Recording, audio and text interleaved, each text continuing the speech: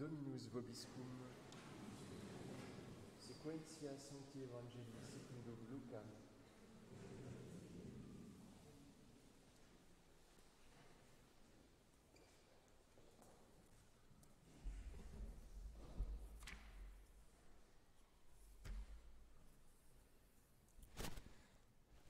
En ce temps-là, Jésus prit à part les 12 et leur dit : « Voici que nous montons à Jérusalem et que s'accomplira tout ce qui fut écrit par les prophètes au sujet du Fils de l'homme, car il sera livré aux païens, bafoué, insulté, couvert de crachats. Après l'avoir flagellé, ils le tueront, et le 3e jour, il ressuscitera. » Mais eux ne comprirent rien à cela, ce langage leur était caché, et ils ne saisissaient pas le sens de ces paroles. Or, comme il approchait de Jéricho, il y avait un aveugle assis au bord du chemin qui mendiait. Quand il entendit passer la foule, il demanda ce qu'il y avait. On lui répondit : « C'est Jésus de Nazareth qui passe. » Alors il se mit à crier : « Jésus, fils de David, aie pitié de moi. » Ceux qui marchaient en tête lui enjoignaient de se taire, mais il criait de plus belle : « Fils de David, aie pitié de moi. » Jésus s'arrêta et ordonna qu'on le lui amène. Quand il se fut approché, Jésus lui demanda : « Que veux-tu que je fasse pour toi ?» Il dit : « Seigneur, que je vois. » Jésus lui dit : « Vois, ta foi t'a sauvé. » À l'instant même, il vit et il le suivait en glorifiant Dieu. Et tout le peuple, en voyant cela, rendit louange à Dieu.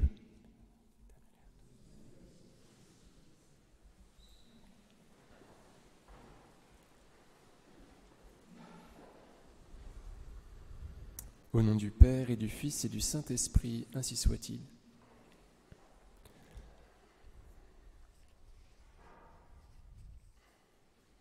Quand je distribuerai tous mes biens pour nourrir les pauvres, dit saint Paul aux Corinthiens, quand je livrerai mon corps aux flammes, si je n'ai pas la charité, je n'y gagne rien. Et on a envie de lui répliquer, mais qu'est-ce que la charité si distribuer tous ces biens aux pauvres n'est pas la charité ? Qu'est-ce que ça peut bien être ? Alors, je ne sais pas quoi répondre à cette question. Je pense que saint Paul veut qu'on y mette tout notre cœur, que notre intention soit droite, que ce soit pour Jésus qu'on agisse. Sinon, il y a un problème, parce que je pourrais très bien agir pour me faire remarquer, et dans ce cas, ce n'est pas vraiment mon prochain que je sers, mais c'est moi-même. C'est pour ça que l'intention est tellement importante. On peut très bien distribuer toute sa fortune, en fait par orgueil, et donc cela peut très bien ne pas correspondre à la charité, même si c'est quelque chose de très fort. Cependant, je pense qu'il y a plus que cela dans l'esprit de saint Paul, puisque juste après, il va donner une définition de la charité, où on voit que carrément, il la personnifie. La charité est patiente, la charité est serviable, etc. On pense au Seigneur Jésus qui a, nous dit le credo, c'est la seule action, d'après le credo, la seule action du Christ est celle de pâtir. Il a souffert sous Ponce Pilate. Le Seigneur Jésus a souffert sous Ponce Pilate. La charité est patiente. Donc on comprend que cette charité qui est personnifiée, c'est Jésus. Voilà ce que saint Paul voulait dire. Nous avons le pendant de cela chez saint Jean, dans la première lettre de saint Jean, où il dit « Dieu est charité, Deus caritas est ». Là, chez saint Paul, nous avons à peu près la même chose, seulement cette charité est décrite et on comprend du coup quel est Dieu à partir de la déclinaison de son identité. La charité est patiente. Qui est patient sinon Dieu ? La charité est patiente, la charité est serviable. Le Fils de l'homme est venu pour servir et non pas pour être servi, etc. Donc cette charité, c'est Jésus lui-même qui est personnifié, vous voyez. Et on comprend que saint Paul dit quelque chose d'extrêmement catégorique. Si je n'ai pas le Christ, en fait, je ne suis rien. Effectivement, nous ne sommes que des zéros. Et si le 1, qu'est le Christ, n'est pas là, ou s'il est derrière nous, nous ne sommes rien. Voyez.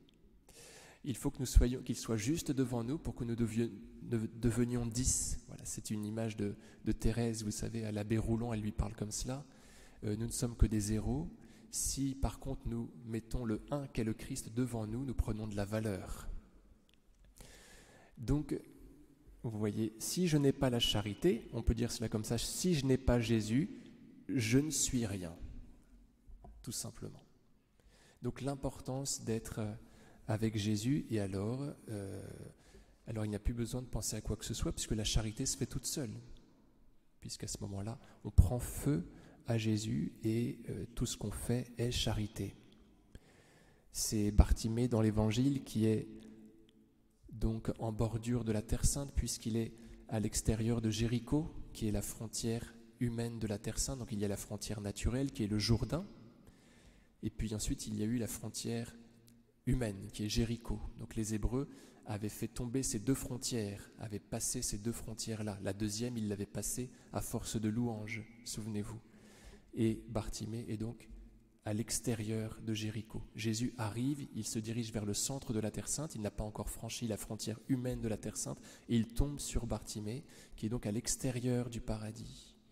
Il est à l'extérieur de Jésus. Et puis l'Évangile, selon saint Luc, nous dit aussi qu'il est à l'extérieur du chemin. Or, on sait que le chemin, c'est Jésus qui a dit « Je suis le chemin, la vérité et la vie ». Autrement dit, Bartimée est à l'extérieur du Christ. Et il en souffre considérablement. Et il dit au Christ « Fils de David, eleison me », qu'il n'est pas en état de grâce, si vous voulez. Et donc il aspire à être avec Jésus. Donc voilà, que Jésus nous rende bien jaloux de notre union à lui, qu'il nous fasse la préserver bien. Au nom du Père et du Fils et du Saint-Esprit, ainsi soit-il.